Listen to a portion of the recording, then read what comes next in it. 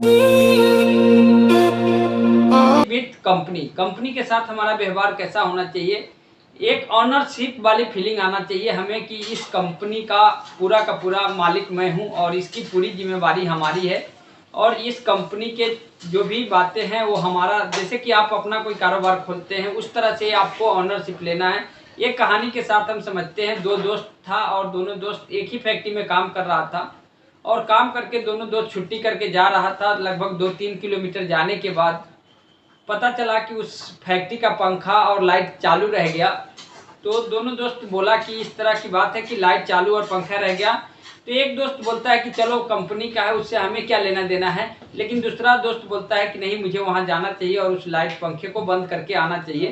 तो दूसरा दोस्त क्या करता है, वहां से चल के आता है और आके उस लाइट पंखे को बंद करता है और फिर वो अपने घर को जाता है। लगभग 1 घंटा एक्स्ट्रा टाइम उसको लग जाता है। फिर कुछ दिन बीत गया, बीतते बीतते लगभग उसी तरह नौकरी करते करते 20 साल बाद जब वो एक आदमी जो लाइट बंद करने आया था वहां से वो नौकरी छोड़ के वो एक अपना कारोबार चालू कर लिया था, बहुत बड़ा एम्पायर खड़ा कर चुका था। तो उसी तरह से कंपनी जब बंद हुआ, जब टाइम हुआ छुट्टी के, तब वो दोस्त वहां से कार से निकल रहा था।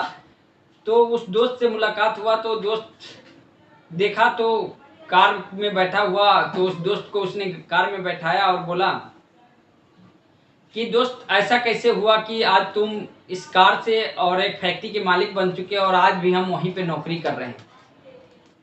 उस दोस्त ने बताया कि दोस्त आज से 20 साल पहले की बात याद करो, जब फैक्ट्री की लाइट और पंखा चालू रह गया था तो हमने वहां से चल के आया था। उस दिन से ही हमारे अंदर भी अपनी फैक्ट्री के लिए ऑनरशिप था, हमारी जिम्मेवारी था और उस जिम्मेवारी को मैंने समझा और वो समझते समझते आज के डेट में जब मैं ऑनरशिप लिया तो हमें, जब हम किसी भी काम को करते तो ऊपर वाला हमारे सपोर्ट करता है और उसके वजह से आज मैं यहाँ तक पहुँचा हूँ। लेकिन तुम वहाँ पे भी गैर जिम्मेदाराना कर रहे थे, इस तरह से यहाँ पे आज हो।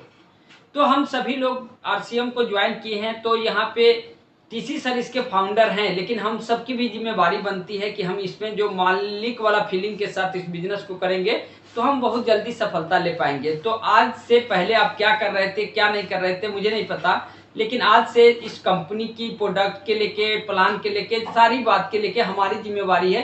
ये कंपनी हमारा है, किसी और का नहीं है।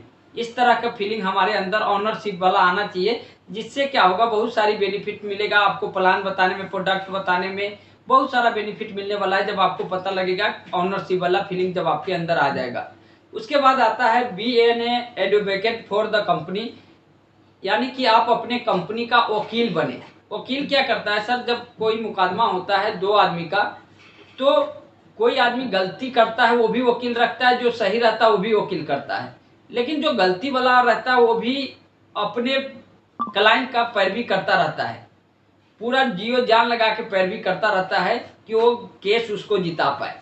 तो उसी तरह से हमें अपने कंपनी का हर समय पैरवी करते रहना है। हो सकता है कंपनी में कोई इशू हो रहता है, यानी आपको कोई कमी महसूस हो रहा है, तो आपको उस कमी को अपने अंदर से सोल्यूशन निकालना है। ये नहीं कि हमें पब्लिक में जाके इस बारे में बातचीत करना है, यानी अपने कंपनी के लेके आपको पैरवी करना है कि हमारा ही कंपनी बेस्ट है। इसका जो भी सिचुएशन है उसको धीरे धीरे करके हम हल निकाल लेंगे। जैसे कि कंपनी अपनी 2000 सन में चालू हुआ, बहुत सारी चैलेंज था, लेकिन धीरे धीरे करके क्या हुआ, कंपनी की प्लान, प्रोडक्ट सब कुछ अपडेट होता गया और आज की डेट में बहुत आसान हो चुका है। और भारत के सबसे अग्रणी डायरेक्ट सेलिंग कंपनी में अपनी आरसीएम कंपनी आती है। तो इस तरह की आपको एडवोकेटेड जैसे पैरवी करना है हर समय पे।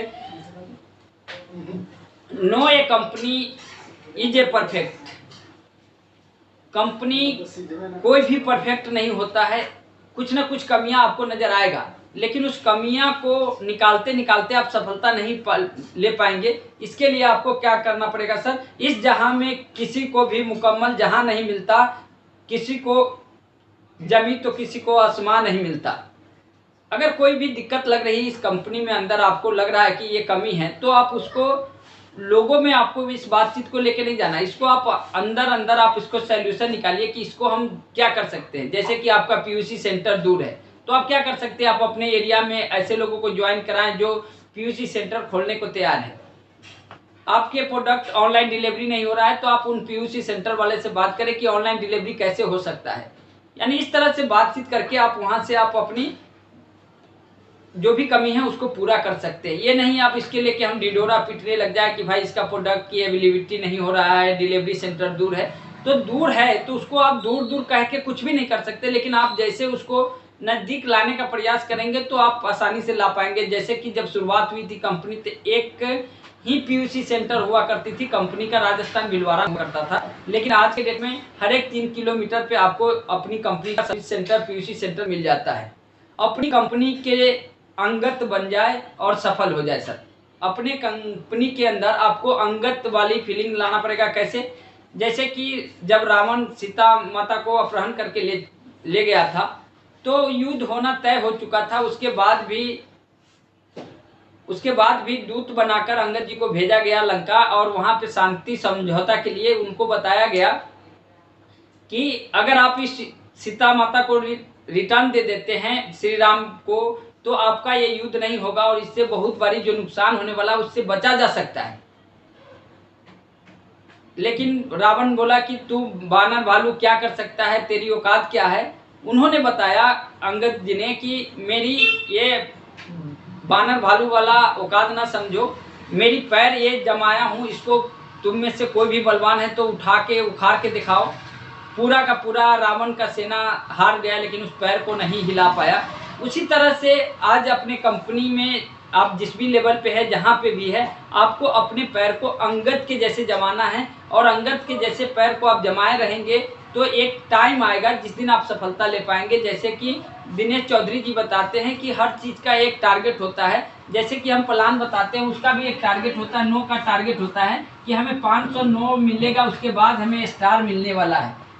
तो हमें 500 लोगों का टारगेट जैसे हमारा पूरा होगा तो हमें स्टार मिल जाएगा। जैसे 1000 लोगों का टारगेट है कि 1000 लोगों ने नो बोलेगा तो हम रॉयल्टी हो जाएंगे, तो ये टारगेट है। जैसे आपका 2000 लोगों का ना सुनने को मिल जाएगा, उस दिन आपका टेक्निकल हो जाएगा। तो ये चीज़ आपको अपने आपको ये करना पड़ेगा। इस तरह की जब हम करेंगे तब जाके हमें सफलता मिलना चालू हो जाएगा। तो इस पे अपने आप को पूरा का पूरा विश्वास रखना है और इसके साथ आगे की तरफ बढ़ना है। जब आप इस सारी बातों को ध्यान रखेंगे, कंपनी के साथ संबंध पूरा आपको तालमेल बनना चाहिए पूरा।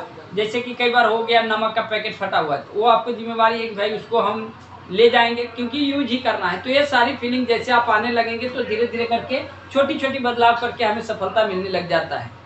तो ये आज हमने बात किया कंपनी के साथ रिलेशनशिप हमारा कैसा होना चाहिए, उसके आगे हम बातचीत